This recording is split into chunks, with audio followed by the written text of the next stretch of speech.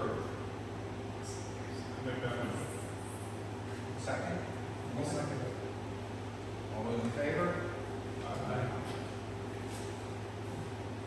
Minutes from the June 10th meeting, Tuesday, June 10th, 2025. Any comments or corrections on those minutes? Do I have a motion to approve? Second. All those in favor? Opposed? Okay. Now we'll open it for public comment. If you have a public comment, please stand, give us your address and please address us.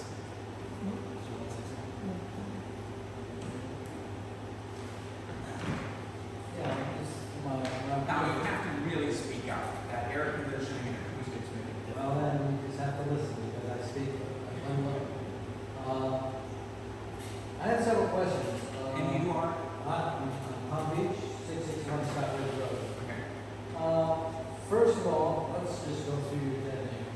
Call to order, why don't we have the pledge of allegiance to the flag? We kind of skipped over that.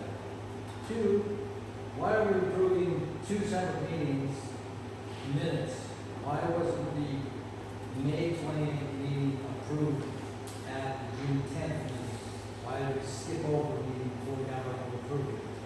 Seems kind of like the guys aren't paying a lot of close attention. I want to speak down the whole business. It appears that nothing happens in a vacuum. That for every action, there's an equal opposite reaction. There's consequences for actions that we take. Under old business, it's very brief. You say, review of subdivision zoning ordinances and possible recommendations to the township supervisors. Well, what subdivision and zoning ordinances were reviewed? There's no indication here of what was being done. And possible recommendations to the township supervisors. There's no statement of what you plan to recommend to them. Additionally, was there any community input on this? Was there any solicitation? Or is this being done, like I said, in a vacuum? It appears that with only 3 people here, either one of several things happened. Everybody is tickled pink with what's going on, or nobody knows that something's happening in the first place, which means we're trying to operate in a vacuum. And I think that something needs to be done for this planning commission to apprise and let the community know what they're planning, what their intents are, what their requests are, what it is you want to do, and what do the people in the community think about what you want to do, instead of just proceeding. It looks like we're going to do what we want and then wait for blowback from the community after you've already done it, instead of seeking guidance from the community in the first place. I think. Okay, let me take those one at a time. First comment about the opening of the meeting and pledge of allegiance. I actually agree. I think that's a reasonable thing that we should be putting back in. I'm only acting as vice chair at this point, but the new chair could decide that, it's a reasonable thing to do. Second, you had commented about the approval of 2 sets of minutes. The reason for that is we have 2 meetings a month. One is a work session meeting. The other is an official voting meeting. We don't vote at the work session meetings anymore. Therefore, work session minutes in previous month's meeting are both up for a vote on the next official meeting. Then it should be listed as a work session meeting, not as just a regular meeting. It just says meeting minutes, whether it's Well, work session or not. up to the vote. Again, it's incomplete and ambiguous. It's not specified. If you say so. And the old business review of subdivision and zoning ordinances, all we're doing at this point is reworking both of those ordinances, plus talking about buffer ordinance and a bunch of other things. All of those those are in process and will be open to the public at a actual special hearing, a public hearing for each of those when it's presented to the supervisors and the supervisors' own productive public comment. There will be plenty of opportunity for the residents and public to comment on those. It will be printed, it will be available, it will be an open public meeting for that. Right now, we're simply working through the wording and the details that we're then going to get ready to present. The timing of that is unknown at this point. We continue to work on it for weeks, months at a time here.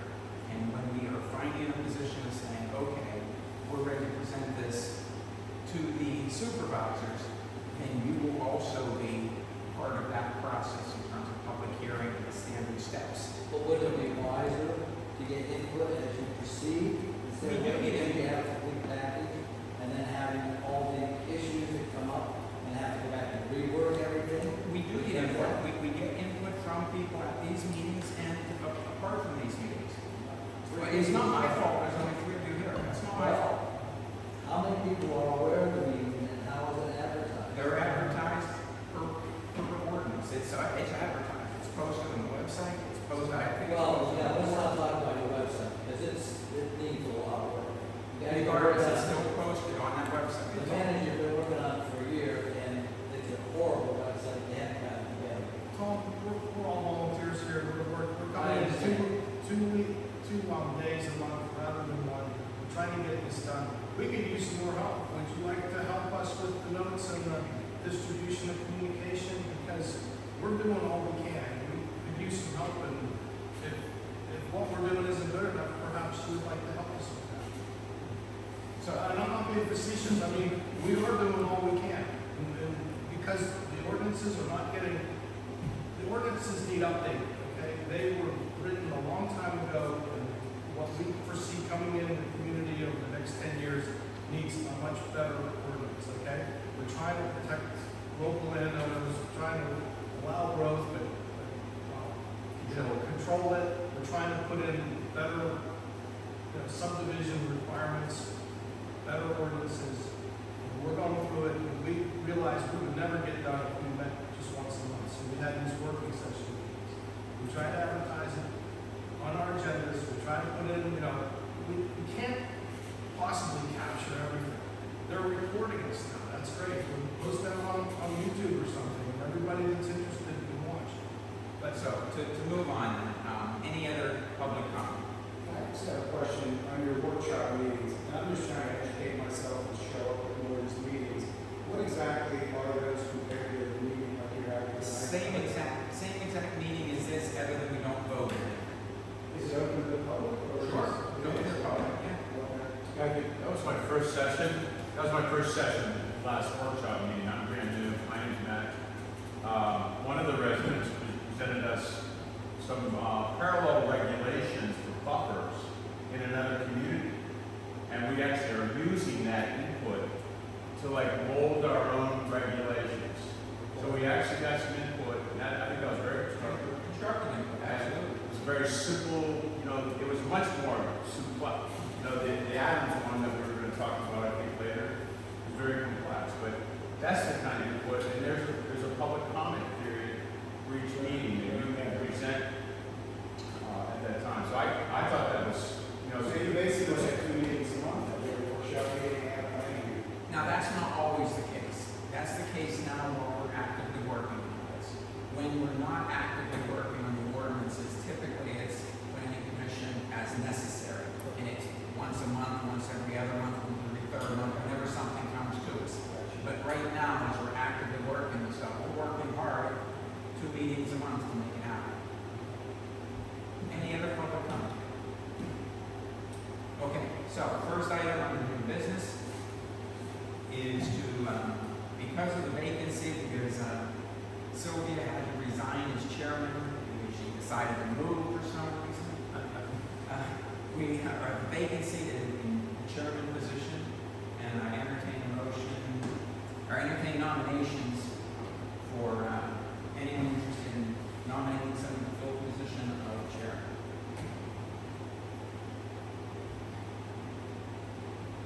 I'll nominate Dave. Do I have a second? I second that nomination. Any other nominations? Did you accept first? Also, Okay, any other nominations? I move the nominations be closed. Second on that? Well, given we only have one, I will just ask for unanimous ballot to accept Dave as chairman. All in favor? Aye. Do we pass that to township supervisors? Do we have to approve that at the next meeting? I don't think so. This board controls that, so you're on, you have the gavel. I'm the guy. So, now I'm going to hand it over to you. Okay, so I was the secretary, so I can't do both. So we're going to need to nominate the secretary. Well, I'm staying. He's the vice chair. I can never forget it. No. So, I talked with Debbie Scott, asked her if she was interested, and she said this wasn't the right time. She's been with the planning commission for almost 18 years or more. So she would have been my own candidate, and she said she just wasn't available to do that right now. So, she's out. So we have a nomination for. Volunteer first, Amy. Nominate yourself. So, secretary does not have to take notes, Tom does that. Essentially, the secretary, there's, at least when I was doing it, occasionally we would approve subdivision lot, and, we had what was signed document for the secretary. That is one of those rules, probably in the township code, but I haven't been asked to do it because that's, What's the law related to this? Mary? We nominated an extension. Not if she wasn't here to agree ahead of time. If it's just a matter of going up and signing the paper. It is. I'll throw it right there, so Tom can imagine. Yes, generally, if for some reason I wasn't here, then there would be some notes, we can see the format of minutes, and they're not extensive notes, they're not detailed notes, but more or less it's when there's a plan that is recorded to go to the township office to sign those when needed, which may happen 3 times a year, something like that. It doesn't happen that often, but that's ultimately the responsibility. Yeah, it's basically an on-call kind of thing. that You'll get a call saying, hey, we've got a plan here, can you stop off and sign this in the next couple of days? I need to do that, so. I nominate Joel. I'll second the motion. Any other nominations? Read up. Close the nominating process, it's ready. All in favor, Joel, being new secretary? Aye. Thank you, Joel. First day on the job. Yep. Already done it. So, for the public, these are our 2 new planning commission members made that last meeting. But Joel, this is his first meeting with us. All right. Had public comment, new business, organization, Route 19 committee design standards and recommendations, the second thing on new business. They were unable to make it, the 19 committee was unable to make it tonight, so we're going to postpone that until the next meeting. I'll get with Bill and Mary and see if I can. Is that going to be a work session meeting? No, it has to be at the next official meeting, so it'll be at the end of July.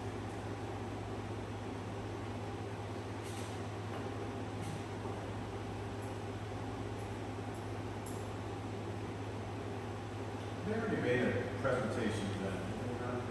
Yeah, they presented it to the township. Supervisor, one of the supervisors. I'm not sure the order of that. Do you know that, Tom? Why that went to the supervisors before it came to us? I don't know, I would have expected it to come here first. And again, they'll present it, so we have that information and we can decide what to do with it. Okay. That group reports to the planning commission. Kind of. I don't know. So they were formed by the supervisors, so they officially report to the supervisors, but ultimately they should have probably presented it, I guess we presented to the supervisors to make sure they were okay with it.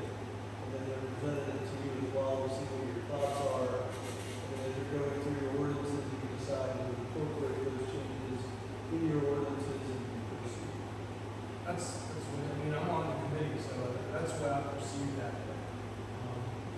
So they made sure the supervisors were okay. Now we're gonna come back, once the supervisors have approved it, we'll come back to the planning commission with the recommendations. And then we can take those as we update our ordinances and include those in any of the appropriate ordinances. Do they also, any dealings with the zoning commission? Is there any zoning that they would have to be aware about, so? I mean, it's, the zoning, I mean, ultimately, you're gonna make recommendations on the zoning ordinance and any changes, so that, again, we come to you to make those recommendations to the supervisor. The zoning hearing board wouldn't be involved, right? They only, It's always This is an the current exception or some issue or conflict, hardship, they would get involved, so they're not really in that process. I'm just asking because I don't want to miss it. No, it's, ultimately, you're the recommending body, so when we come to you, you see fit to make those changes, form those into your ordinance, and then make a recommendation back to supervisors. And then once they have all of that, they'll schedule the public hearings, do their due diligence before, and then you see those ordinances once more to make a recommendation, and the supervisors will act on that.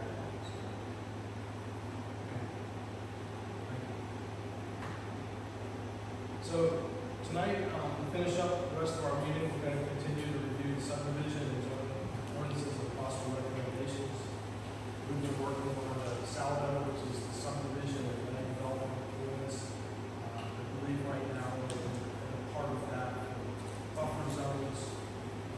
That's if somebody wants to come in and build something on a parcel of land to not impact, to minimize impacts to the adjoining properties. Requiring buffer zones of some type of plantings or shrubs or both, walls, depending on what is coming in. We have,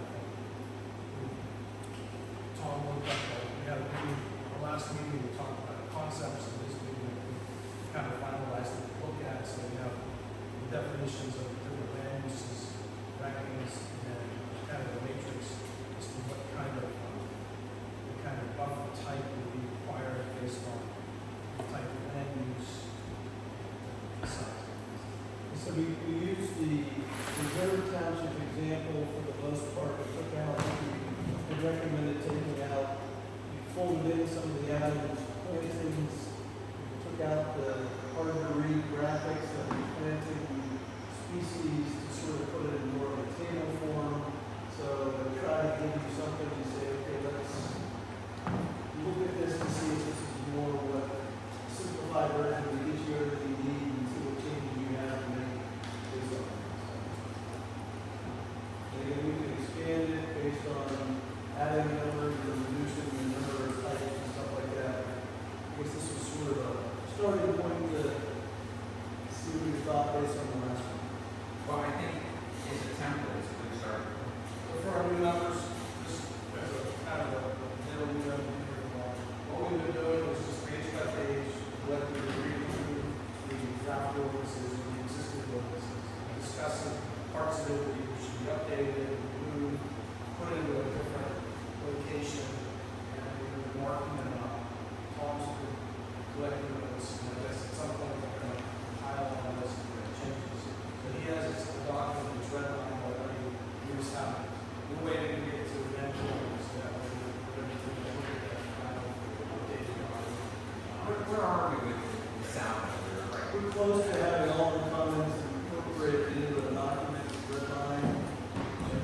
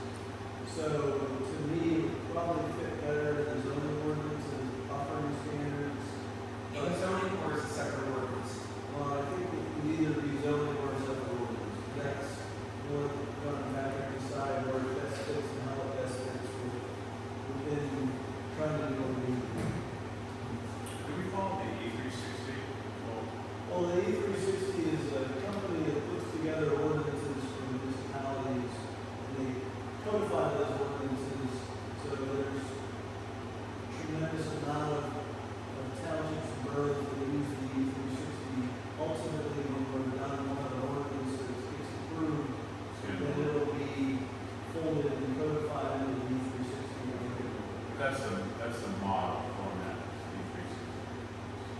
But it's already a framework, is every township does their own thing. Right.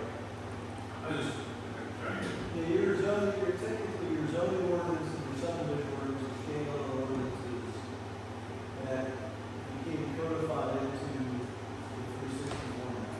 So you're gonna do the same thing, when you're done, the supervisor is gonna approve another ordinance, and then at some point that'll be codified in 360 and it should reflect that format. There will be an ordinance number, we also have an ordinance number 192, but in the 360 it will be part of the chapter. I think we should update our website, and I know it's missing now, the ordinances, and I probably should get that back on the website. There were, it's not on there now, it's on there, but it's a little hard to find, but. I did find it once. Thank you. So I read through this, I had a couple of questions and comments. One of them, paragraph A, the area shall be, landed buffer area shall be installed to provide year-round screening from offensive views of the woods. I just really question the word offensive, that might be the best word, I don't know. Objectionable might be another word, but it just seems subjective to me. We can take that out and just say screening. Yeah, I would probably leave it screen. And scrap it from offensive use. Paragraph A. Which one? Oh, This is it's mostly the reserve township, which will modify based on our comments. Oh, so you modify stuff, Yes. that's what you're looking, okay, I was trying to figure out where we're at here. It's mostly their paragraph A, the beginning, it's condensed a little bit. So, will this be posted on the planning commission's website, portion of the website, so? Discussion items are not posted. When we have recommendations, those are not going to get posted. But all of our work will be, You won't get an input till after you made your decision. so after you guys, Input till after you made. so after we have a draft, so after we have a draft. It's top secret on its own until. It's a public meeting, you're here, people want to show up. We don't see the document, and we don't know what's going on. I don't know how to remedy that, honestly, I don't. I mean, we're doing what we've been asked to do, modifying them how we work. I don't have a solution. So, okay, so we're gonna take out from offensive views. Maybe just do some.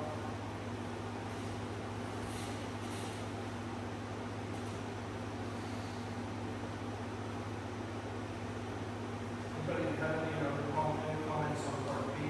Like that one was pretty good. you could change that offensive use to make it a little bit more positive. Year-round screening for visual and noise protection. You know, something like that. So I understand that the origin of the need is Yeah. it's really a viewing, blockade or some sort of. That'd be good. It's sensible. Doesn't matter to me, anyways. Why don't we do that instead? I like that. Non-screening for views and visual protection.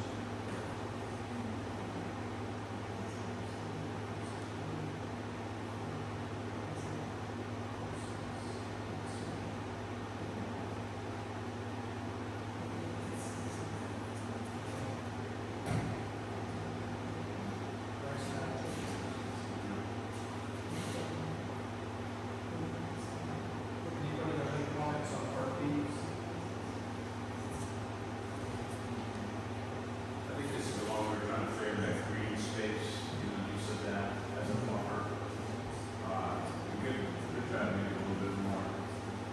positive environmental, I think it's pretty good. Yeah, I think it's just, Just word all sort of there, It's yeah, just it's general. just, well, at the beginning of it. It does reference table B before table A is referenced. Yeah, that's the way, again, we didn't want to list it there, so the information, you can obviously swap A and B in this format to make B come first and then table A. I don't have a problem with that, but just, Yeah. you know, you put the buffer type first, so we But can, then the table's referring to future table, so either way, it's a chicken and egg either way, so I don't know that that. You could just say, with, in accordance with section 3 below. we can make that work for swap. It's a real big deal. I actually like that, in accordance with section 3. Yeah. Let's do that.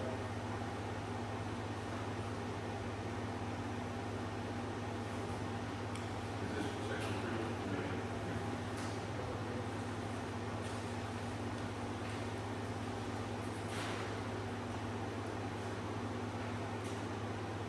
And I found the minimum width, I'm sorry. Yes, we want. I found the minimum width, probably should introduce the land uses first, and then talk about the minimum width. You know what I'm saying? It's kind of like this is the origin of the, here are our land uses, and I assume these are consistent with our existing land. So C becomes A, then the land uses, and then you drop. A would become B, and C would become D, below the table. Yeah, I was thinking that you kind of need to introduce the land uses, and then it's, It makes sense. and then widths are going to be compatible with the land use, so it's kind of E, and then C is the, should be, I mean, A should be the last. And here's the number of widths.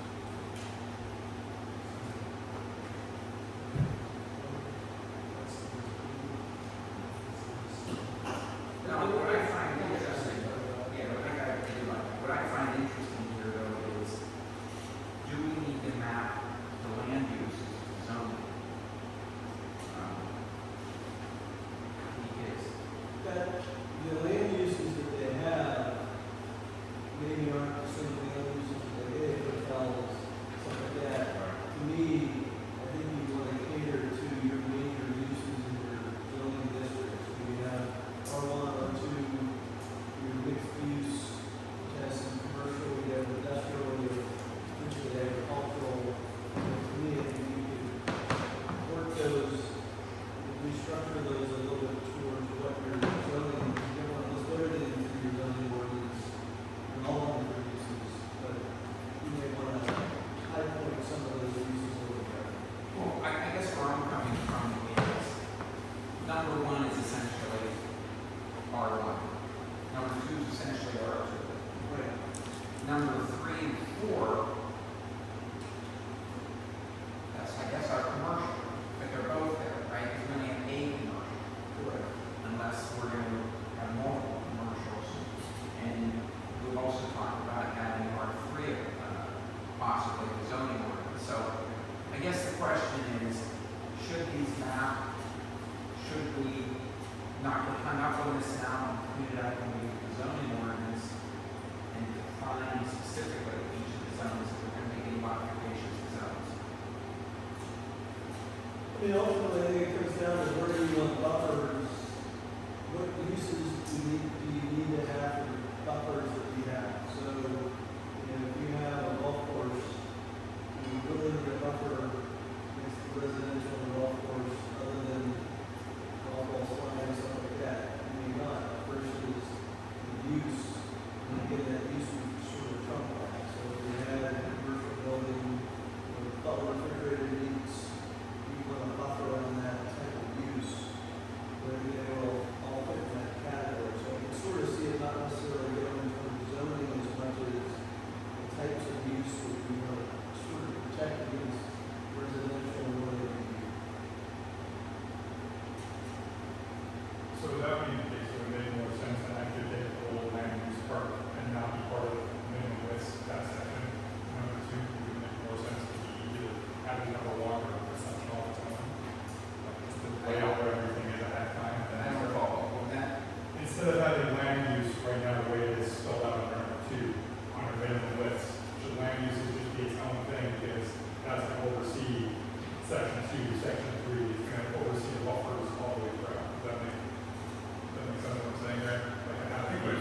do is create a matrix, you know, and I think, I like the intent of this, but I think they should map to our zoning. Well, that's what I'm struggling with. Should they Yeah. map, should they directly map?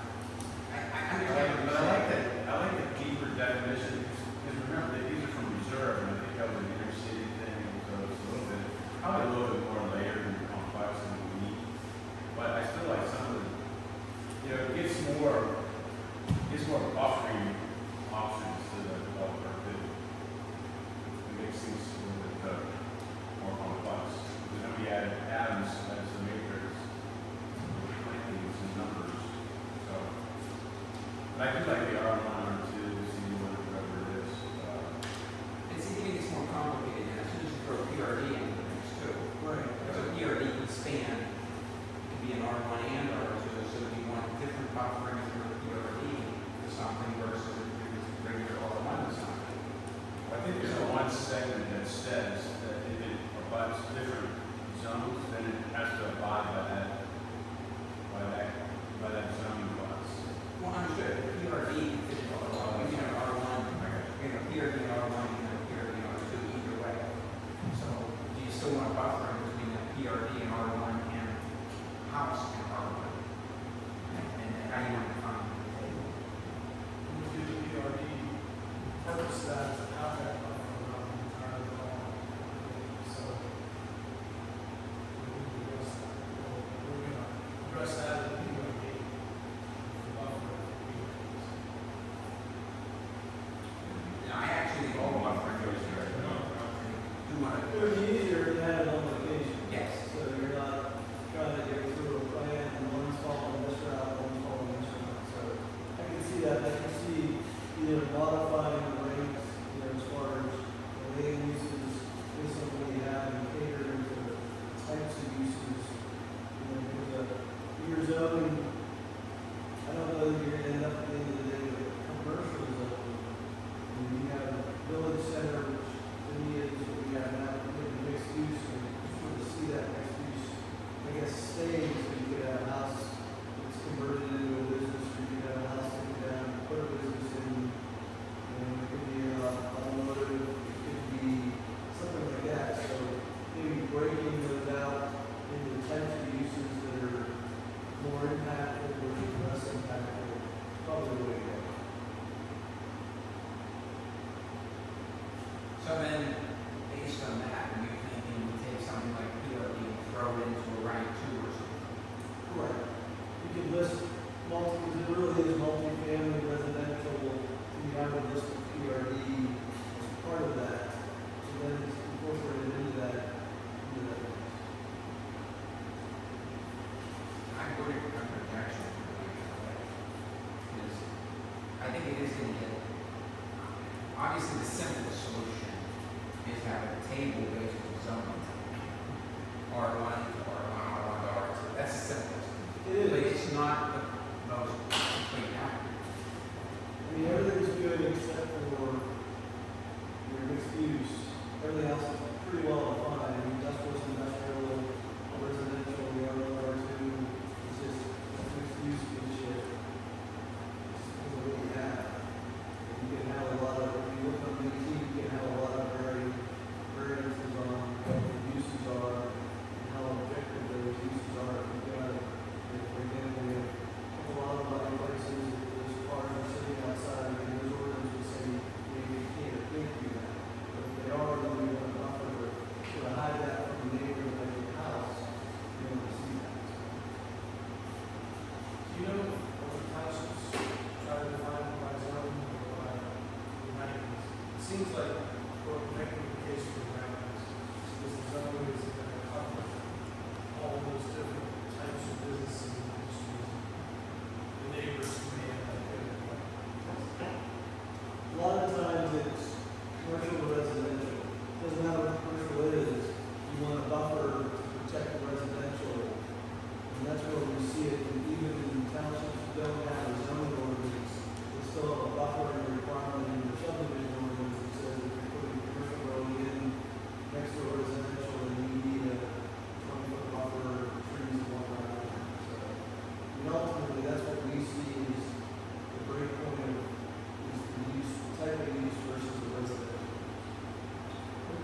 the Route 19 corridor, what is that classified as? Like, say, like the Aldi's, they don't have hardly any buffers.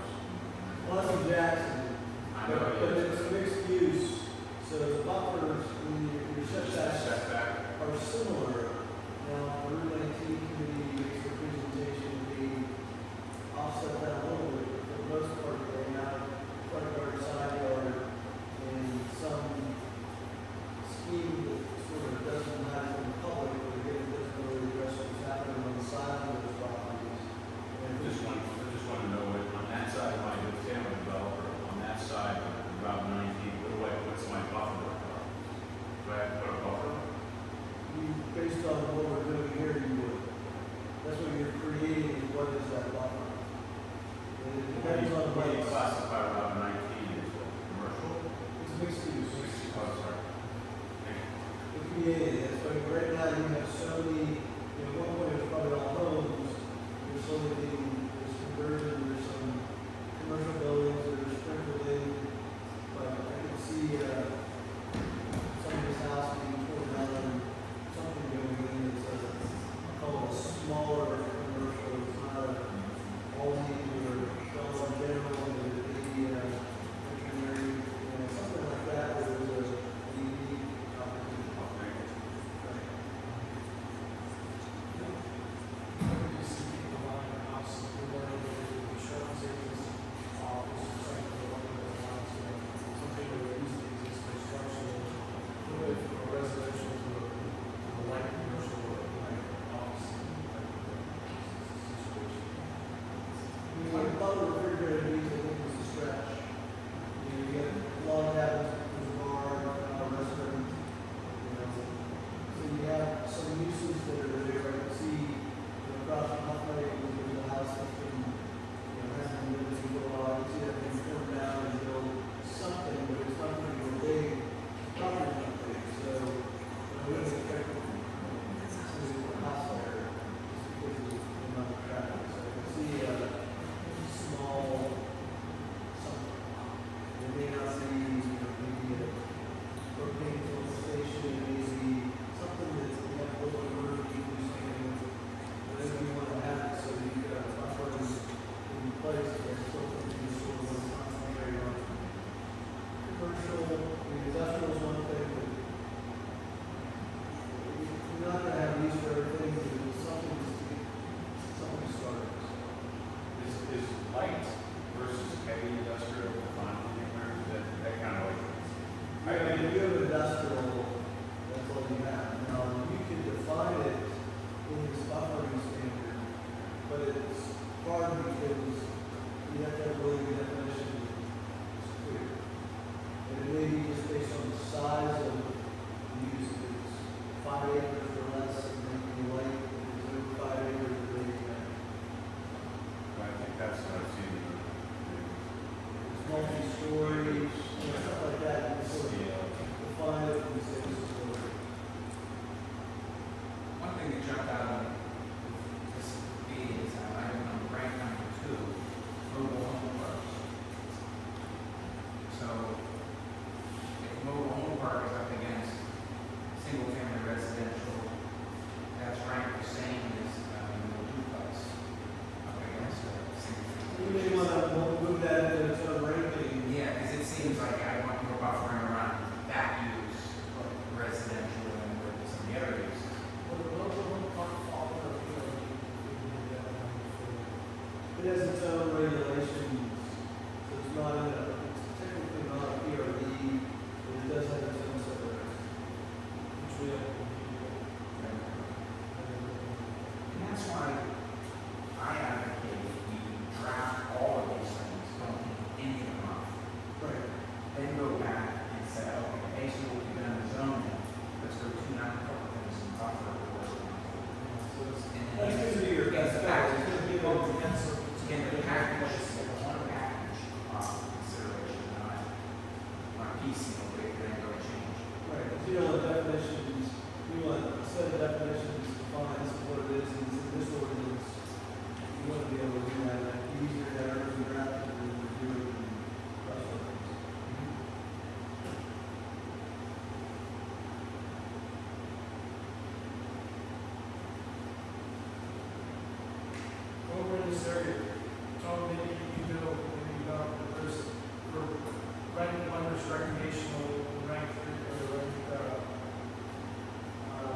was commercial recreational. So I can guess what commercial recreation was, is somebody that was a business, a paintball place, ATV park, whatever, they come in and recreate. What would we cover under recreation? This wasn't sure if that was. Something more like a baseball park here. That would have a fun for all of that.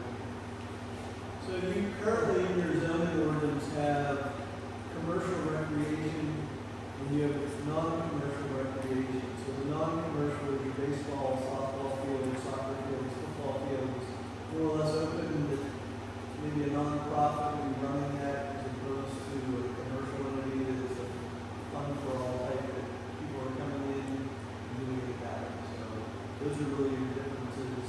They're more public courts, public instances versus a entertainment to do something for private.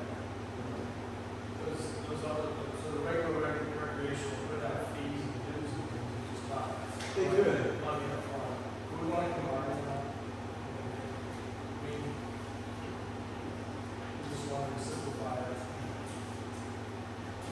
You're still gonna have traffic coming in at certain times of the day to use that Well- facility. Somebody's gonna have to maintain it. I don't know what that does with township stuff. This is very far. I would try to combine it. Try to keep them separate. I think they have the same potential to have the same kind of impacts. It does. I mean, we have a township now that has somebody's building a soccer complex. It was a big ordeal because the neighbors didn't want lights, they didn't want, were concerned about traffic, those types of things. So they wanted a buffer so they didn't have to hear the noise, see the issues. So I wouldn't have a problem making those, the same zone. You title those to be commercial and non-commercial residential, so you have your definitions already set up.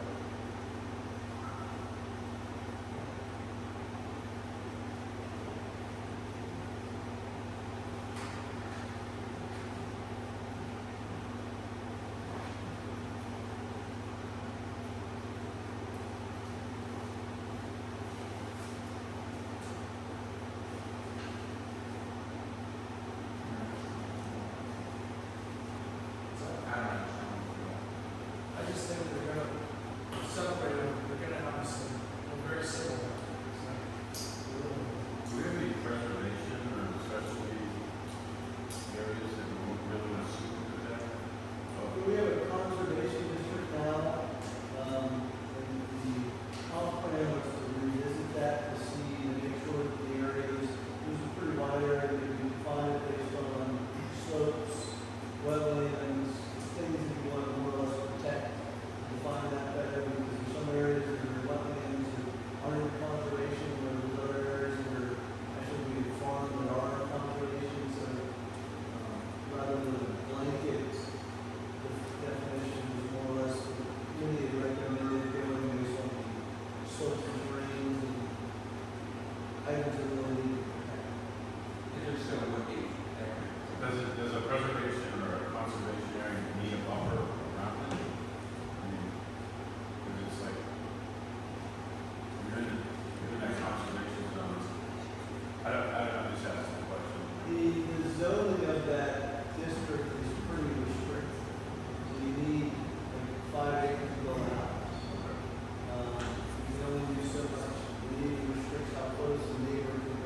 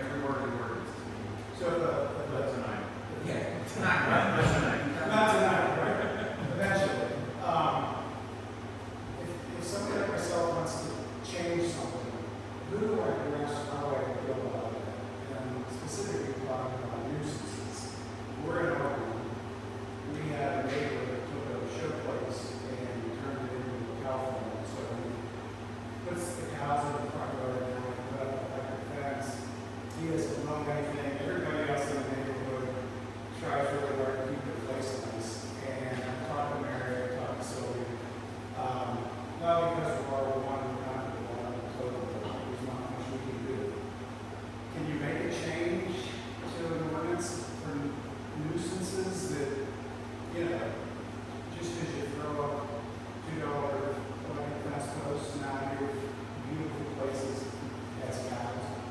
I don't know. I don't know the rules exactly, so what we're doing is, what we've been talking about since I've been here is when we make changes like this, people that already have an existing situation grandfather.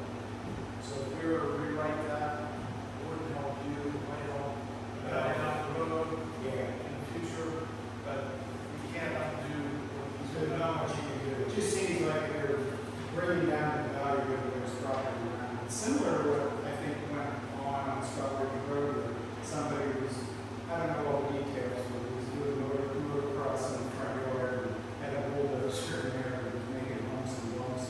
And the neighbors went nuts, and I think they made that thing go away. But it's kind of like that. Noise, they could have probably pursued that from the rules they wanted. This does bring up an interesting point. I think that we, as a body, are certainly open to anybody in the township going and writing something and saying, hey, would you consider adding this, would you consider changing this? And submit it to us. And we'll, when we get to the zoning ordinance, we'll have a list of those things and we'll talk about them. And some may make the cut, some may not make the cut. So submit it to one of you guys on the board. Yeah, here, or drop it off in the office and go into or something like that. Yeah, I have no problem with getting input from residents saying, hey, if you thought about this issue, would you address this? Well, we just, you know, read into the little warrant, so if the grass gets above 18 inches, you know, now that's a nuisance.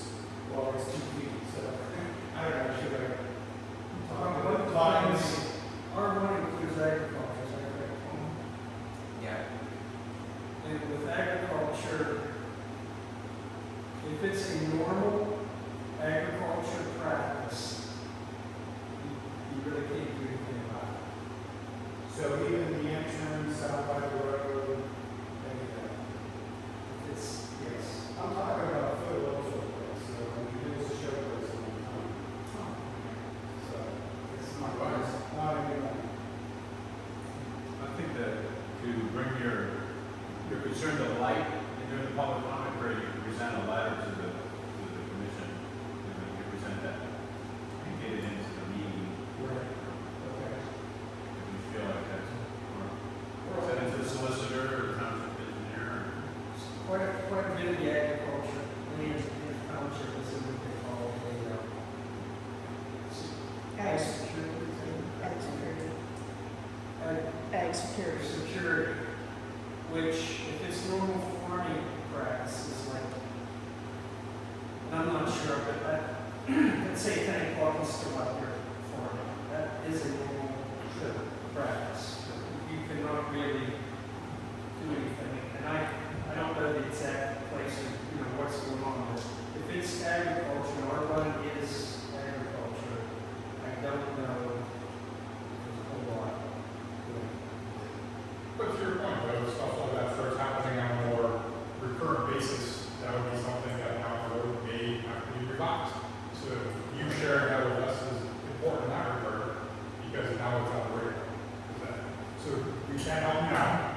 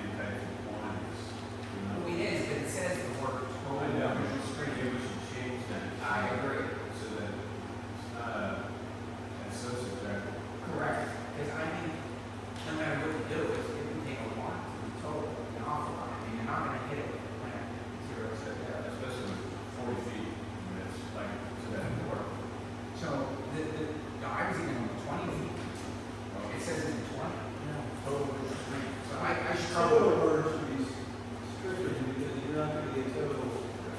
It's misleading. It is, that's the point, it's misleading. And unless you put a fence up and you pasture evergreens, you're not gonna get a total register. And I don't think it needs to. And I think it needs to be again. Require visual screening with plantings. So just we scrap the word total. And we scrap the word total on C then as well. Yep. I think those are the two big ones. I want you to kind of major, maybe we talk more about total stays. And the other thing I had was this table and table C map directly to each other, but they don't agree. They don't agree at all.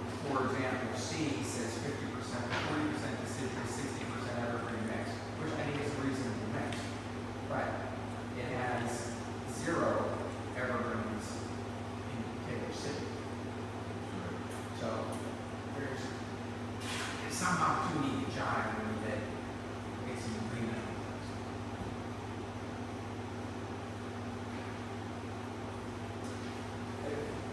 And I thought with the planning types, just to think in general about the three, how they all link together first. I was kind of listening to the video, you know, how long do you do this for? You know, it's about 50 miles, you might plant 20 trees. You're not gonna get visual screening. I think that's, you know, video foot. Oh, I assume it says that, doesn't it? Does it have a dimensional aspect to it? I assume it's 100 feet. It should be under. Yeah, per 100 feet. Okay, It's the way it It's is. that for under. Yeah, I didn't see that. Maybe I missed it, but that's what I was. You're right, you're right. It should say, so in So, six. whoa, like, you can really get away with all the stuff. Yeah. That's, it's normally per 100. So, but table C is per,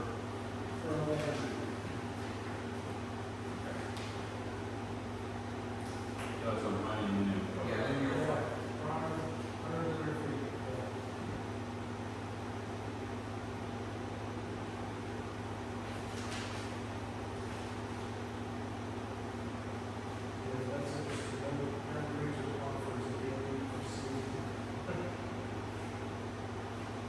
These are the reserve township, numbers, right?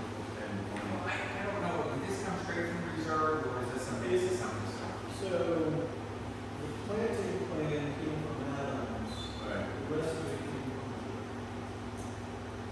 so the width, the buffer width came from reserves. That's where you may want to tweak those and modify those. PVC fit.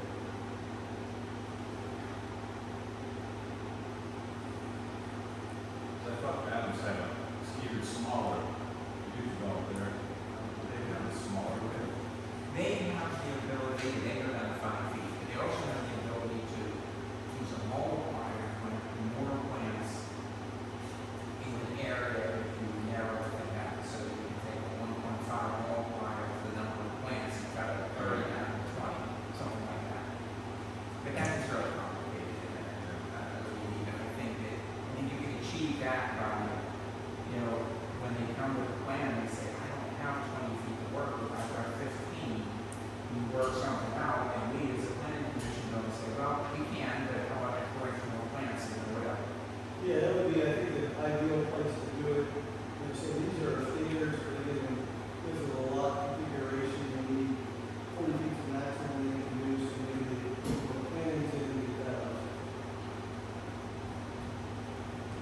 Now, in general, I don't mind too much the distance, the widths of the buffers, but I do question, when we, if we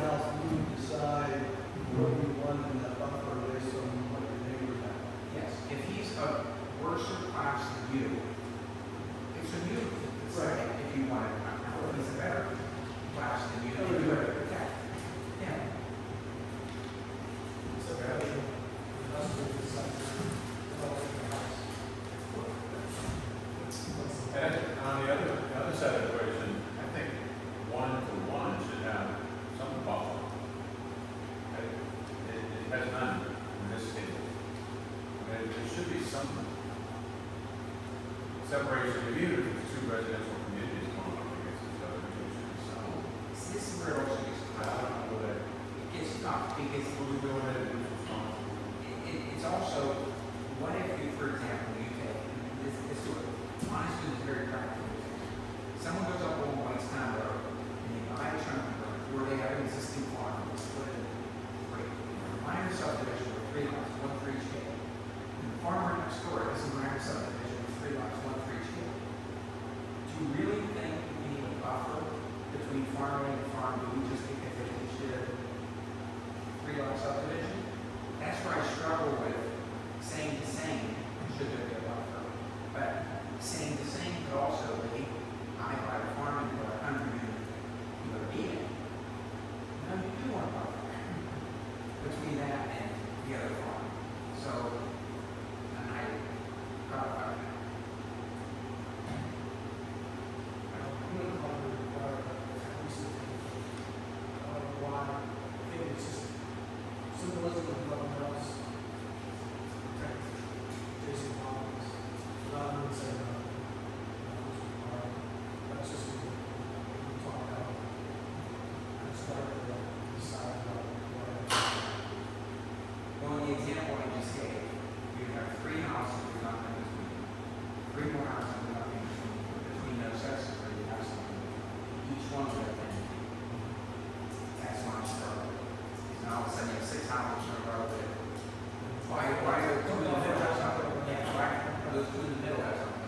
I was thinking about the accuracy and, like, you always gotta treat every situation the same in one respect. Because even if the industry, or the resident, one developing is, the industry, you're gonna say, why do I have to put an 80-foot high buffer? And when he comes to my development next to me, they don't have to put 80 feet to protect me from that visibility of that resident. I mean, we can look at it in the development way, but I think that you gotta find it's gotta be equitable to every party that wants to develop something next to somebody. There's always higher should be and lower exceptions. uses. There's always higher and lower uses in any zone. And it's always you're protecting from the lower use. And I think the burden should essentially be the lower use. Well, that's what the rankings are, in front there. And that's where the PRD becomes a question. PRD is essentially a lower use than a large lot or one. So, I like this 1 to 6 has requires an E separation, so it would only define in this table. The way you look at it. which is- Oh, I would read that. For example, if, I need 1 house. So if the proposed use is 1, so row 1, column 6 says E. I would say, no, it does not have to be E. It could be nothing for all. Maybe it was something, it could be nothing. Wow, row 6, column 1 should say E. You're protecting the revenue. We got allow it to this column here that proposes. So I would say, row 6, column 1 would stay E, row 1, column 6 would not stay E. It becomes much lower. You go down to nothing for the, whatever A, that's something much lower.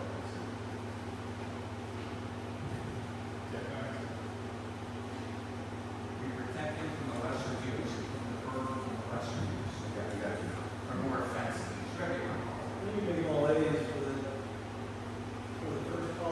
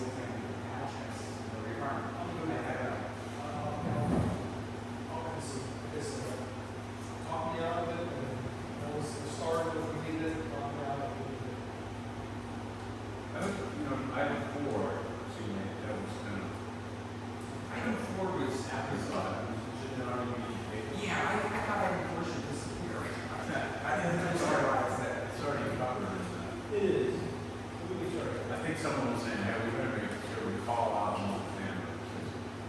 I think I think about multifamilies with real high-rise type structures. Well, do we have height restrictions on them? We do most of the time, it's 3 stories. 3 stories, okay. And what's the maximum height of a three-story? It's 35. You need to clarify that, please. Maximum height. Well, it's based on the International Building Code, is how that would be defined. So, I don't know that the township would define it, we could look at that, based on 3 stories. I don't know The that township ordinance says 35 feet for duplex and single family, but it says 4 stories for an apartment building. Doesn't say what the height is. So how can you have feet for one and not for the other? it's a good point. I mean, that's what they'll be doing when they go to the zoning work. Big complex stories too, you know. Right. And typically a story is 10 foot, defined by the IBC.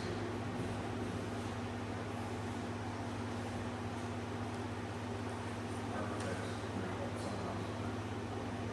No, it's not here. So did you want to change table B accordingly?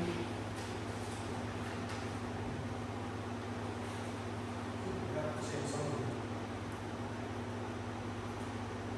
But this looks like a mirror on both ways. It is, It but I should don't- be weighted more towards The the. bottom left corner should be almost where it Yeah, is. it's almost like someone got a loophole there. Someone's trying to-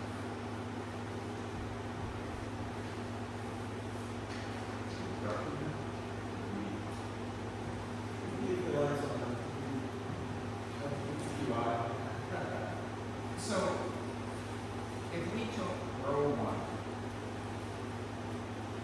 if we said all of row 1 are actions, that bottom, we were totally preferred on the lower use when they do something, and the residential side, they can do whatever they want.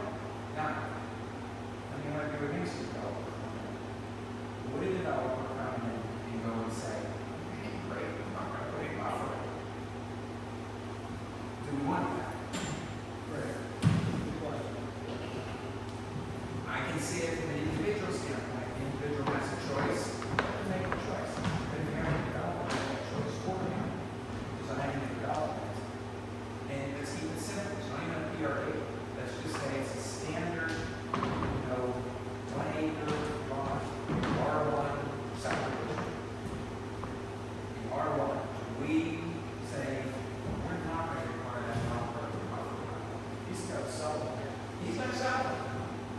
That could affect the pricing again for him, so. It could, but it could also be compliant. I am a retired developer, but I will present both sides. Do we want to put the burden over there and then have the township field the questions from the residents? How's this next door neighbor may buy his developer? Will we disclose what they buy? They're going to complain.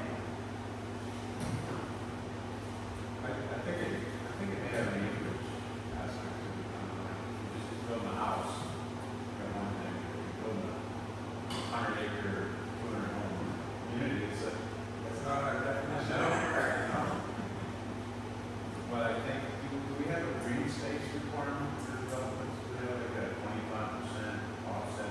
In PRD, we have that stuff, but there's not in any I think standard. that's important. Oh, I agree, that's actually what I love about PRD, is the way we go, it protects way more of the environment than the standard subdivision, it's much better.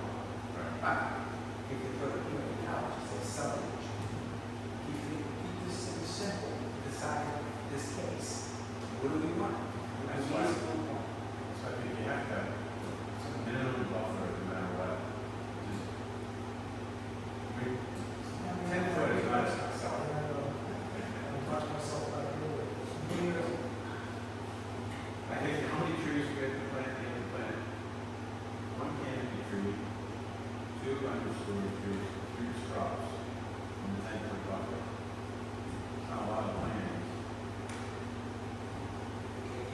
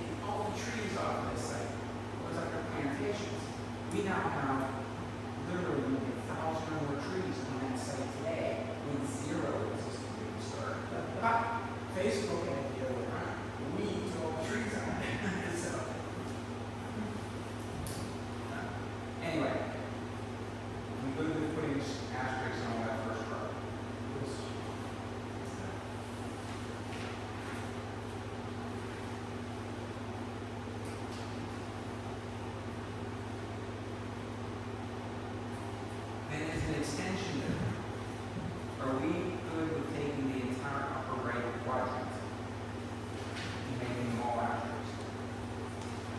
Or is that going too far?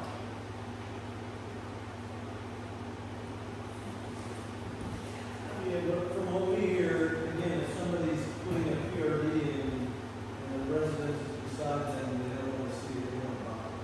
So we want some form of a buffer between that PRD and that single family home that's been there for 80 years. Just because of what we hear. Again, it's, we're used to looking over the field there, around the field there, they don't want to see that. What does that mean? We get a lot of, all the complaints we get, that's probably the number one, is we want to offer in that to protect that view. You're not looking at homes, you could have a home that's on the hill looking down, or you can never have before, stuff like that. So I think we want to keep some buffer. I don't disagree, but do you achieve that by simply taking the PRD and maybe insert in your rankings? Maybe you say PRD is number 3, push 3 all out. And you put PRD as a number 3. And then that naturally falls out of this table. And it's going to be buffered from the other things because it's now a lower use. It's going to have to buffer against higher uses. That would make sense. I have no problem with something like that. That's all. Yeah, we talked about that before. That seems to be. And that is where you're going to get it. So we're going to move PRD down to a new number 3 and not use that. And I think that naturally falls right out of the table. Still keeping that upper right quadrant all out.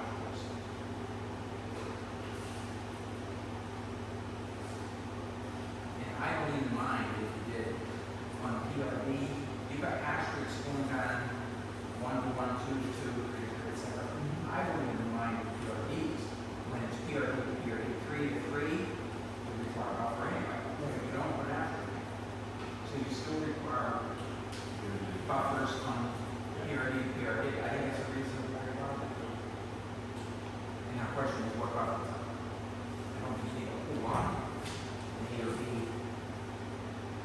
I do like that deciduous versus evergreen. We talked about in the plan meeting, I like that mix.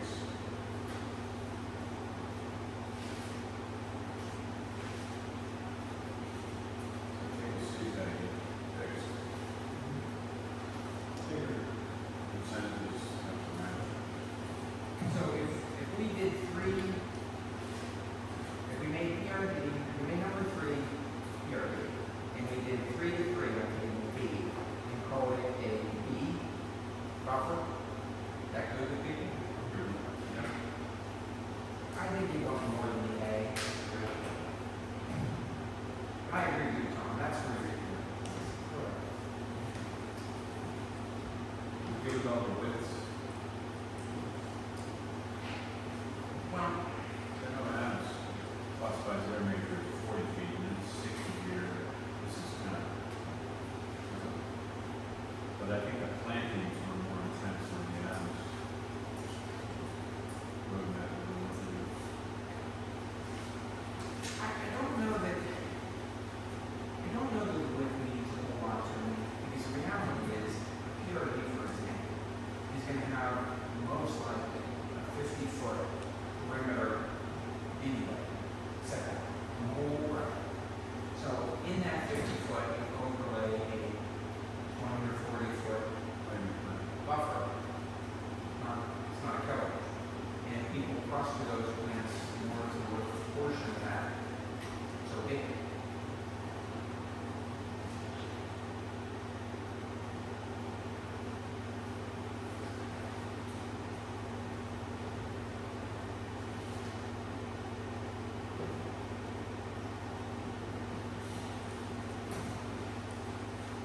I know this is a really silly thing, but they use the term buffering yards. These are buffers. We're good with buffer, right? Good with buffer. I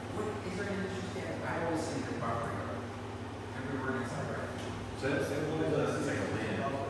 What's that? Most of the ones I see is just a buffer. Just buffer? You know, it's kind of small. Like, I don't know if it's a term of art that I don't know. I'm all off the order. I'm fine with calling it buffer, I just think that it's a term that should be defined and should be consistent. I don't care which one.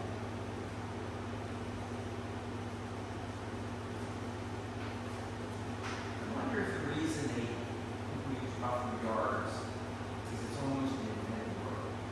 So that every time it appears, just like in a legal document, you capitalize words and mean something different than a lowercase version of the same word. Whereas buffer might have generic meaning and common meaning rather than the legal meaning of the word actually to here. I don't know. But, you know, the one thing about that, it does define what buffer is. We don't really define it. We define it as planting. They like to say buffer. Buffer yard are intended to provide natural transition areas between developed lots, tracts, and parcels.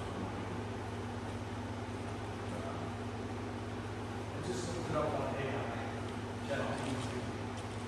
Buffer is a physical or spatial separation used to reduce negative impact between land uses, including distance, fencing walls, landscape, or something. To minimize the visual noise like buffer yard is a landscape area specifically located along property boundaries used to physically separate different land uses and zones, provide screening or vegetation lines, minimum width plant types.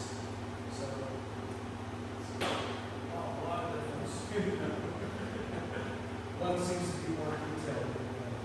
The buffer yard seems to have more specifications. The zoning ordinance uses buffer area. We should just stay consistent. Yeah, buffer area is fine. I'll just define something.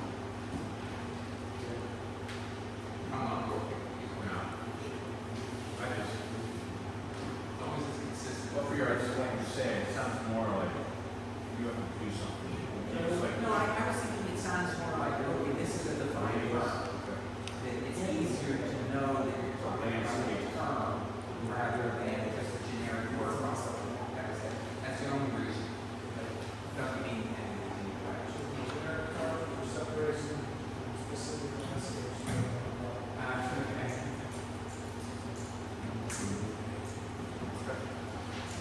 So the conclusion is, Robert? Well, I'm inclined to default to buffer area because that's a zoning. When we'll have it, whatever the zoning ordinance defines it as. Right now, it's area, it may change based on legal review of what it should say. I'm just gonna be worried about myself.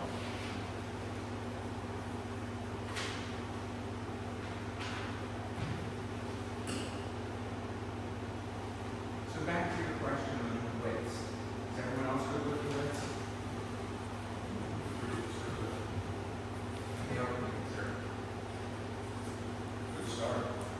I don't know that I see any other municipalities that are just allowing It's buffers. pretty wide, 80 foot's a wide buffer. Very wide buffer. Usually we see 50 foot is the max, but it is what it is. If you wanna define those and 10, 20, 30, Seems 40, like they 50, kind of accelerate it, and it gets wider. I think your options are basically 10, 20, 30, 40, 50, like you're saying. right. Or 10, 20, 30, and make these other two together. The final two are your real buffers. And I'm not really adverse to leaving them pretty big. And if someone says, I can't do it because the site, I don't have the width, whatever, they come up and they ask us, and we work something out. Well, like you said, you can define the buffer area as part of your setback. You can't, the two can overlap.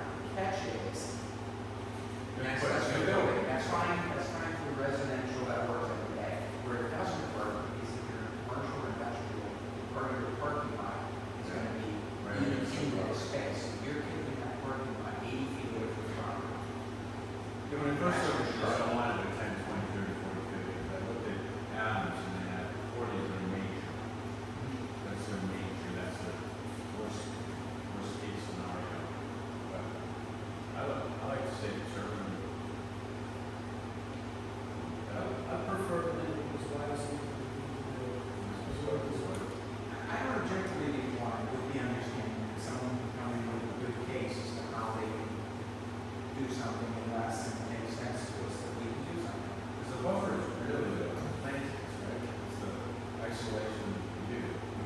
obviously have some setback, and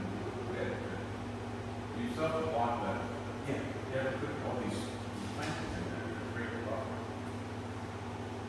Where I see it's an issue is part of commercial and industrial. That's where I see it. But that's like that alternative proposals. Yeah. There's a section in here that allows for the developer to make an alternate case to the.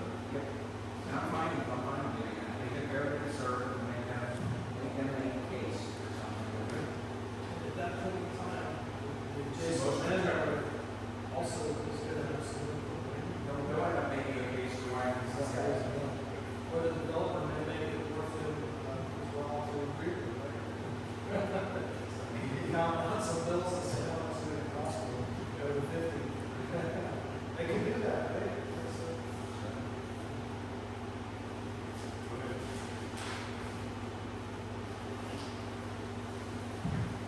Loopholes to be sort of time. That's page 3. Don't get into all the hard stuff, the types of plants.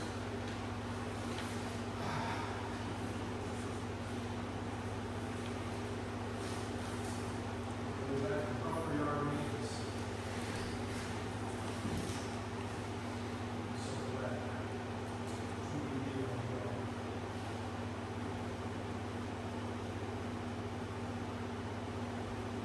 Yeah, I didn't have much objection here, except for the, I don't think you can find the penalties on what that means. But I think Sylvia said that she's the zoning officer, correct? She would have to go on inspecting and say, hey, you got your buffer area, you got 5 trees that are dead, you gotta replace them. Do some kind of notice for the code, and the only thing that's not defined here is what the penalties are. Probably first back to that. There would be, so you wouldn't want to put penalties in this ordinance. The township has a fee schedule they adopt generally every January. And if it became an issue, they could put a fee in there for a penalty for not having buffers and or whatever that is. That would be the mechanism to do it. But do we have to have at least a sentence in here referring to something like that? So you're not subject to the penalties that are blah, blah, blah. Subject to any penalties issued by the township, we could have some general statement. Yeah, some general statement that points to it. It just says this chapter. It's like, I don't even know if it's yours. Fine. I think if you set the standard in ordinance, you're not meeting the standard. Go back to the standard, it's kind of implied, you're not meeting the standard. But I would prefer to put something in, just either references to fee schedule. It's gotta be some sort of enforcement. Now, where this can become an issue too is that, so say someone complains and says, part of the yard of my neighbor is died, they need to fix it. So he goes out, takes a look at the thing, and she has, yep, there's dead trees there. The question is, if the rest of the trees are still there, and still meet the buffering that was required at the time of installation, she should not, that person should not have to replace any of those dead trees. That's pretty typical. Typically what happens with these, the good residents go and say, oh, no, it's not, no plant, additional plantings in these buffers. And then a few of our trees die, and the township looks at it and says, well, it doesn't matter if yours die, because they still have enough that covers the ordinances. And I think the same should apply here. Yeah,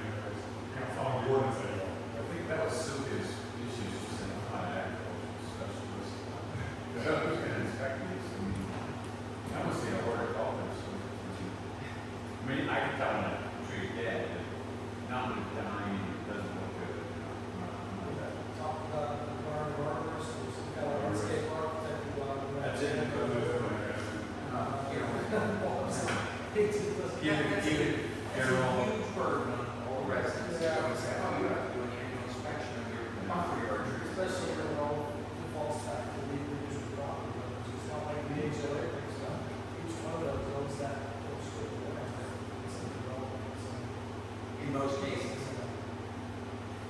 You know, here, it sounds like really complicated. Most of the time, it's really complicated. Should have been covered. Honey trees that end up times nine per season. Powerball, whatever it is, If they don't hear you. So I don't mind what's here, but I think that it's got a couple of holes in terms of, Yeah. you don't have to necessarily replace it, they're already you're gonna have to die. And I'm hoping this is only enforced on a as needed call basis and complaint basis. You don't want to burden the township with annual enforcement. It's crazy. Two shrubs on a tree that doesn't look so good. That's a full-time job or something. So it's gonna be based on complaints. When Jason had those. Yeah. If the screen's still working, right, something dies in the middle, still screening, it's not bothering, everything's the same. Something wipes out, a big chunk of it, unless there's something that happens. About 30 days to fix it. Practical in the winter time. Here's 30 days. I thought it was one growing season. What it says, negligent or proximate to the party owners be corrected within 30 days of the date of said notice. Oh, yeah. So Then it goes on to say. Then those fail within a year. Well, it goes back to 60 days at the end. I would like to see something that says, that's the case, they have to have a plan within 30 days with a schedule, when they're gonna do it. Have one of the If the plants plans, in the back of growing season. so they have to acknowledge it, they have to say, here's how we're gonna do it. And that can be, that's a reasonable thing to require of them. If they make the case, look, it's, it's a little winter, I can't even get out there in the spring, fall, then in April, okay, May, that's fine. If this is out, then up to next October, well, I think we got some pushback.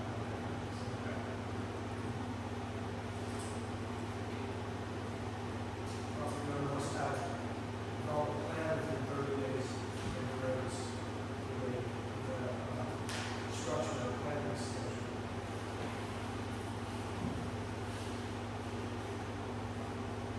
Okay, we see is per 100 million feet. Yes.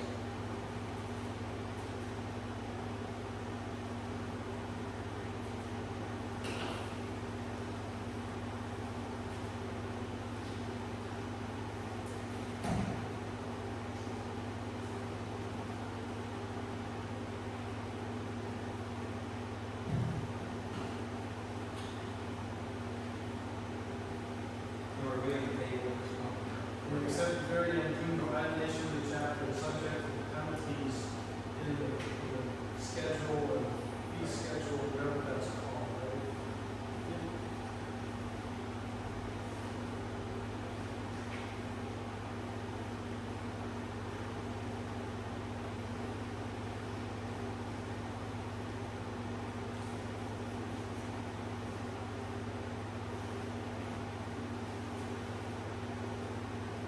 For reviewing table C. Yes. So table C, I don't have a problem with types A and B, the way they're written. But I think starting with C, we do want to mix it up.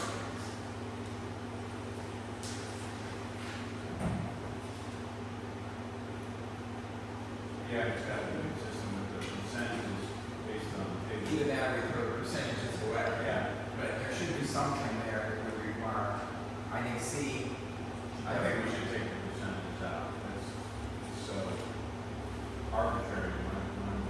unless we do the math on how we do everything.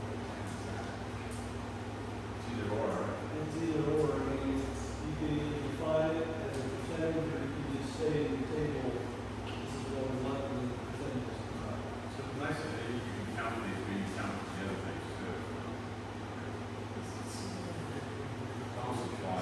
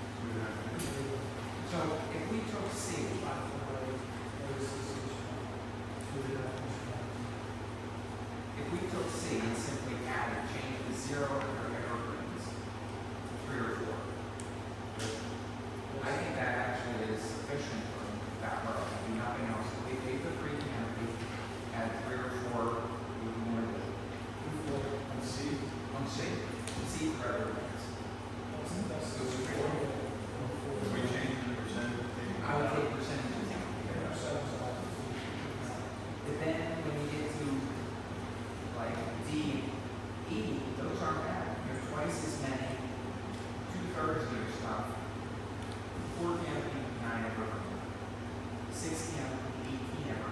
I think those are good numbers to begin with. I think there's this before. So it's not there. Maybe there is a play.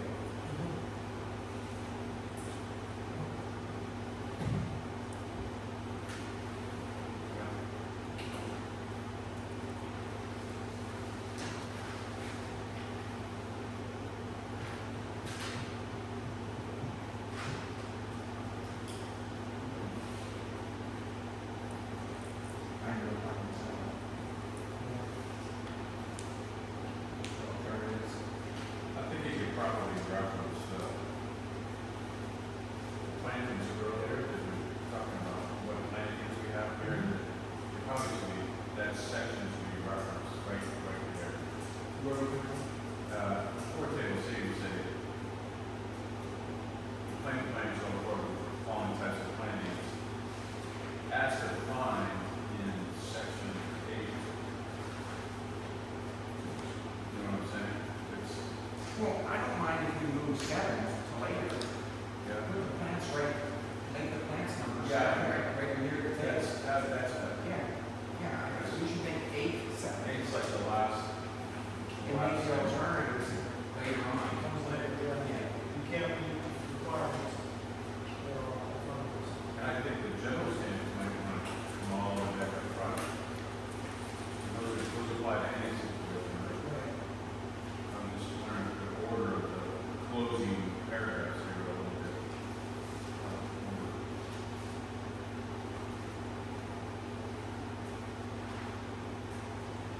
I don't know anything else on this. Okay. I think someone raised the question, you know, these local planting, local species. Oh, I couldn't answer for every one of the trees, but I think we can go and ask. Is this list purely from one of the others? This is that, oh, that's, Yeah, I figured that at some point, somebody would take that to the nursery or somebody that's familiar with plantings, and go over those and say, okay, what's going to work, what isn't going to work, and then we're out of track.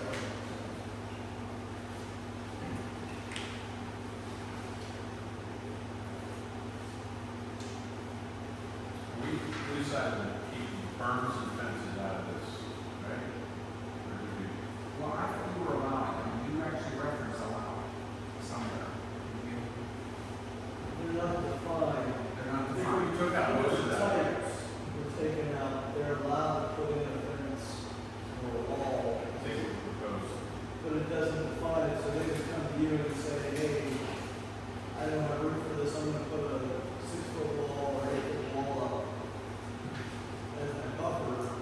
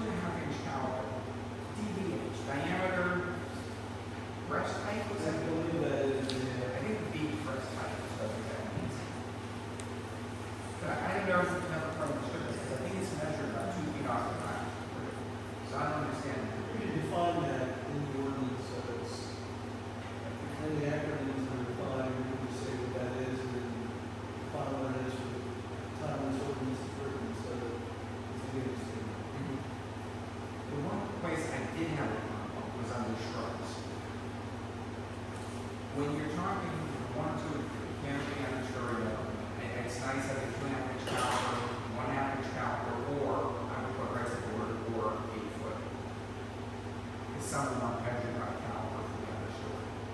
And the 5-foot minimum for the other range sign. But when we get to shrubs, it says 24-inch height and spread minimum, 36-inch height for screen. Well, 1, 2, and 3 are talking about the size of the plant. You're not buying a shrub, it's only 24 by 24. You're buying a shrub, it's like this, it will turn into this. So, and then what we want to specify, I don't think we want to specify 24 by 24, because it's not feasible, we don't buy that, we're buying 2 gallon plant, something. So I don't know how you. These are at maturity. That's what it looks like, that's what I read these numbers. So it maybe said these are plantings at maturity. Correct, but everything else is listed. But you don't want to put 2 quart, put it in either. Yeah, I know, yes. That's like cheating.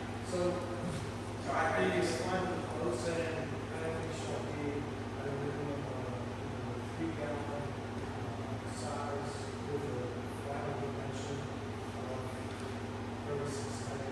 I think that's why they use caliper for trees, is you kind of have a, the caliper for trees, yeah, we start, so you're over at that Yeah. I think we should have a minimum gallon size for the plant, the shrub that we get, a certain size. yeah. Right, that's, never is. These are also by ones being by law, so there's multiple ways of buying these plants. I don't know how you specify, I just think that it's inconsistent. It unless we is. mention. I think you need to define based on how it's purchased. And then we go back to the nursery and say, we're looking at these plants, how do you sell these? To see if they have different sizes and find specimen. I think that's part of this one. Yeah, some of these shrubs get used, with dogwood. Magnolias, you get pointing up. Australian pine.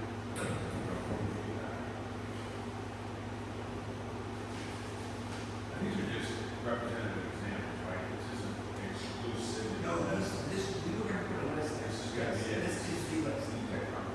Now, they could come to you and say, hey, I want to use this instead of this, and you would be able to decide if you will allow that. This is the list that really the utility. Yeah, This is from Adams. if they don't ask any other questions, we need to adhere to this list. Then, we know it works. It's not invasive. Right.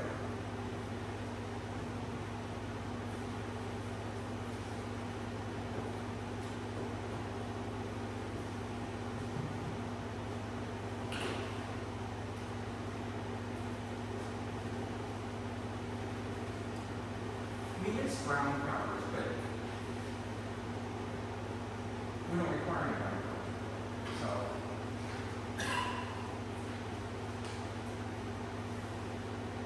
Does that matter to people?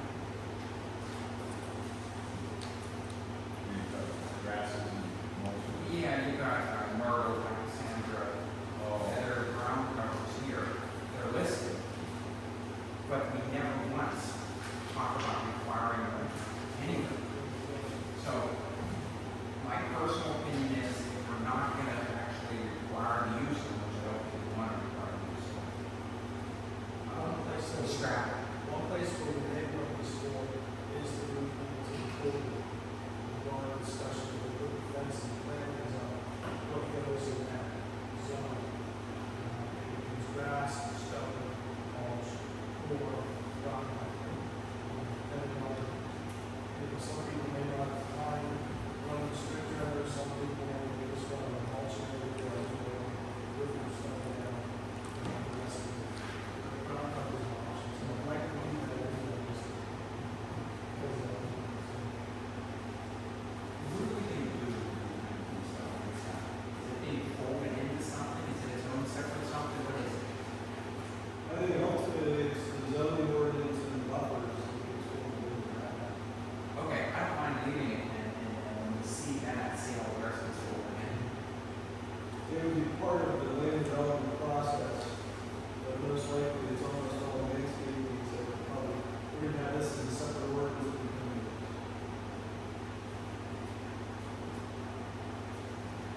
It has to do with some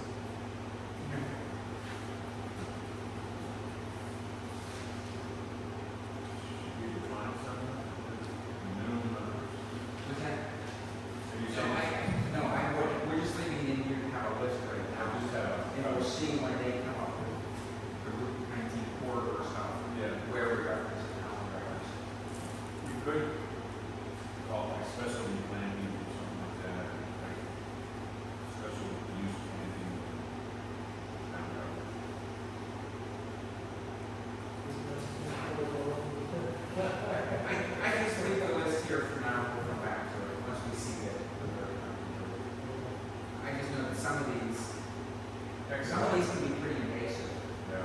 and they're not really not spread unless they're checked. They all come as little shrubs. First. What's that? They all come as little shrubs. Well, a lot of them come in these, 2.5 inch pots, so they literally come like that, little plugs and they are. It takes a lot of money to cover a small area. I don't know if I've seen a purple leaf winter creeper.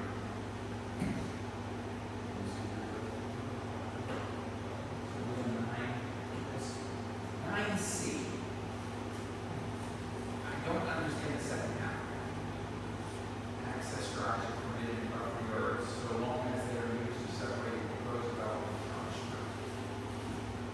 I don't understand what that means.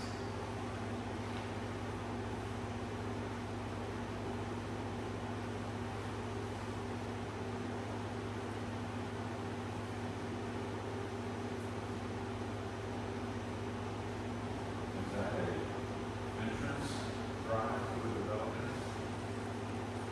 Is that direct from?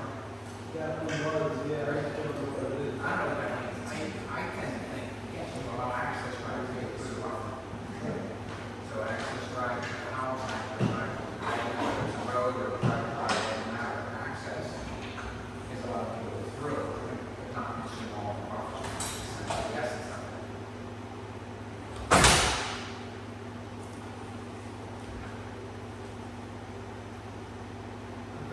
I can't piece together any of the things.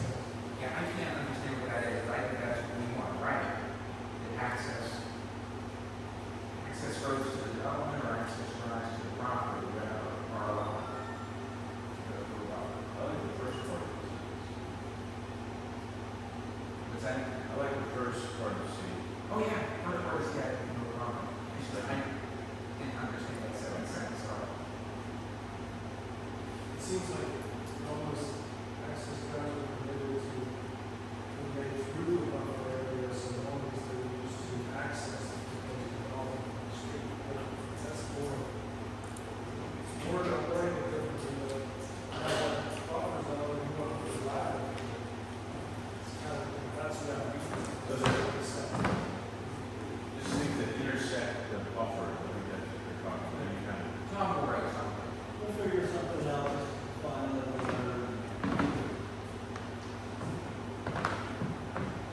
Now, E, I do have a little bit of.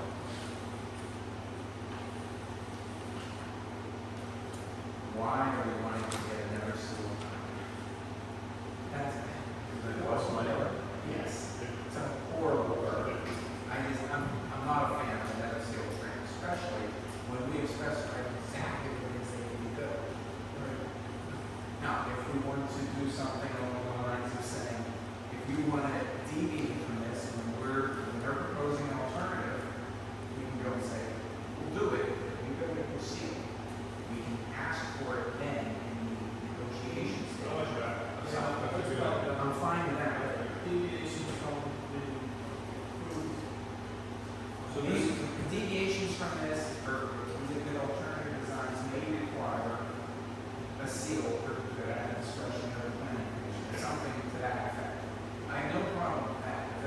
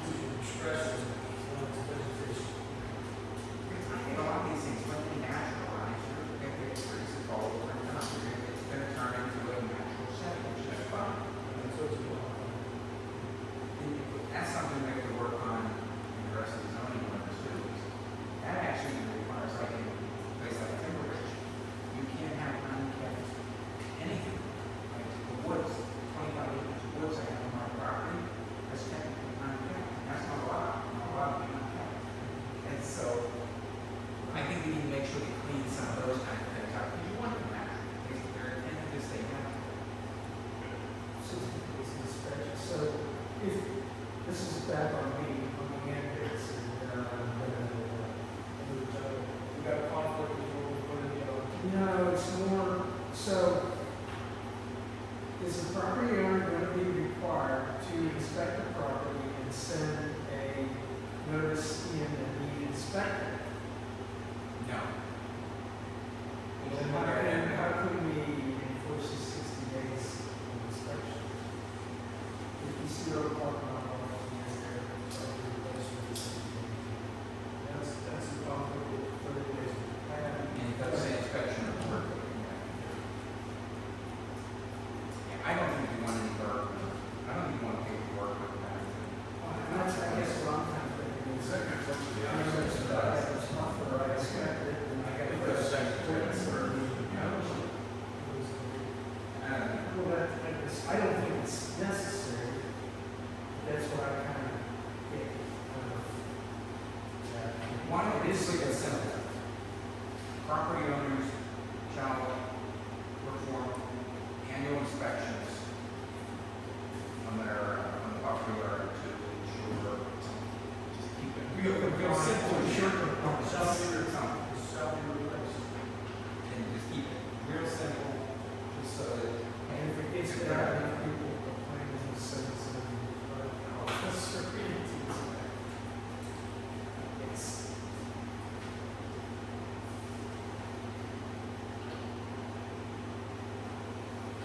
Okay. Yeah, this is the end. One thing we talked about last week was opening up the public comments at the beginning, and not allowing public input during the meeting, but closing the meeting with public outreach. I think we're gonna start that our next meeting. So I would open it up for public closing comments, which you heard tonight, if something you didn't agree with, or questions, or whatever, this is a good time to bring it up. Whatever.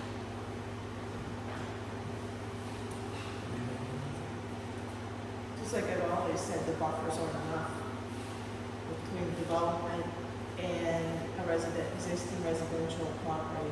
Perfectly good example, scenic ridge in Martin's Woods. There's nothing there, people, they cut down perfectly good trees, build retention ponds on property lines, what else was there? Not taking care of things. On his woods, there's almost no buffers between them and the existing neighbors. They cut most of those trees down. They're the ones that are left are dead. There was nothing left between us and Scenic Ridge, the same with the other parts of Scenic Ridge and the other neighbors. But you need to have native plantings to the township. Yeah, we looked into that, and we weren't able to find anything specific. There's zone shrubs, zone trees that are just typical of this region, but finding anything specific to Lancaster Township, they're very typical of all the surrounding townships. Somebody did say you may have some very unique wetlands in a certain area, wetland plants, because there's certain types of soils or. Doesn't really apply to what we're trying to do. Yeah, we have a lot of silt, a lot of clay, a lot of sandstone, old strip, salt mines, that kind of stuff in the township. So, we don't want to see these ones that are going to die off at no time at all. Just stay natives that can't see anything. You brought up a lot of good, situations why we need these. Slope ordinance, We're trying, our goal is to protect the existing property owners, the people that are coming. and Tonight you've heard the logic, you've heard us debate, how to do it. You can't shut them out because if it's too stringent, they can come back with lawsuits. It doesn't meet typical standards, go in. But here's the thing, you've got to worry about protecting those neighbors. What's costing you, or I shouldn't say you, the township or municipality, and legal fees or whatever, more than double that for those residents in legal fees and damages that they never will recover. If not true. So and I know there were some comments made by Sil at the last meeting that way. She's like, well, we don't want to get into this, it's going to cost the township this. But think about about what it's gonna cost that property, that neighboring property owner. My family at this point has well into 6 figures. And that doesn't even cover the damages. We're talking just legal fees. And they lost all their property value. You're here, everybody on meeting because of that. It Yes. shows it's really important. And then it's happening right now with residents that are bordering Gardens Woods. Well, it's important to us too, that's why we're here, that's why we volunteer, we're doing the best we can, to thread that needle, you know, everybody here wants to protect the existing landowners. We don't have those protections right now. But having them in there and then enforcing them are two different things. First, this is the big one for me too. Extremely important. We haven't really got to enforcement. Well, enforcing it in writing is one thing, but physically and actually doing it is something completely different. We're struggling with that also. We've got the solicitor looking into what other townships do. I don't know how to do that. We're gonna try to figure it out. And I can tell you, I don't know if you were here at that one supervisor's meeting when my uncle was reading off some of the stuff. The developers will turn around and just tell the judges they'll do whatever they want to do. They don't care. You can find me, you can put me in jail, you can do, I'll do whatever I want to do. It's hard to prevent people from doing things on their own. I can't impact the adjacent properties. And just an FYI, when they were building that third phase of senior bridge, they came in with dynamite, never from the township. We have, in the machine shop, we have these very large, heavy pieces of equipment.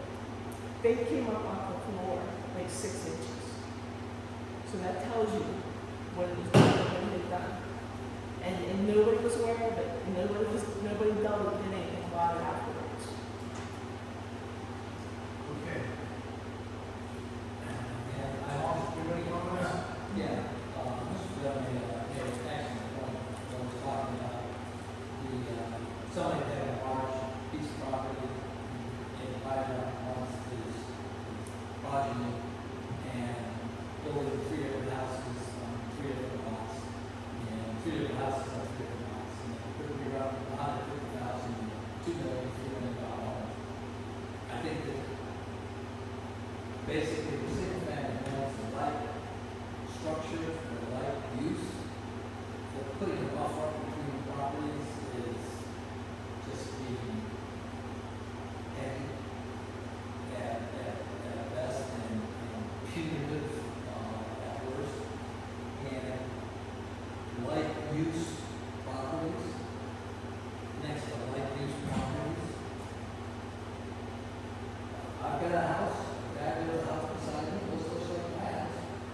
I don't need to have a buffer because I don't own this house. I mean, it looks like my house. So why would I be upset unless my house is done? You know, and then if my house is done, I'll probably don't care if this house is done. So having light structures, light buildings is, I think, buffers are overkill. I think the idea of a buffer between mixed use, you have residential, business, residential, that the residential should be protected from the unlight structure. But other than that, it should, if I have 2 businesses side by side, that need a buffer between the 2 businesses. Because no business is looking at each other. They're like structure. So if they're offset to a non-light structure, residence, land use, then a piece of buffer is considered. This track made an excellent comment about non